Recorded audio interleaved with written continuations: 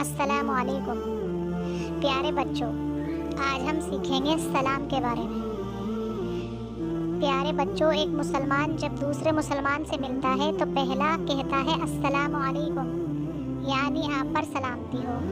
اس کے جواب میں دوسرا مسلمان کہتا ہے وعلیکم السلام، یعنی آپ پر بھی سلامتی ہو۔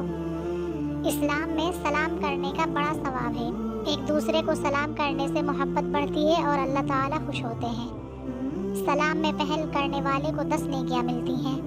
نبی پاک صلی اللہ علیہ وسلم نے فرمایا کہ وہ آدمی اللہ تعالیٰ کے بہت قریب ہوتا ہے جو سلام میں پہل کرتا ہے۔ اس لیے ہمیں چاہیے کہ ہمیشہ سلام میں پہل کریں۔ پیارے بچوں، صبح اٹھ کر سب سے پہلے کلمہ طیبہ لا الہ الا اللہ محمد الرسول اللہ پڑھیں۔ اس کے بعد سب گھر والوں کو سلام کریں۔ جب آپ کسی کے گھر جائیں، کلاس میں داخل ہوں، کسی دوست یا بزرگ سے ملیں تو سب کو سلام کریں۔ گھر سے باہر جائیں یا گھر میں واپس آئیں تو گھر والوں کو السلام علیکم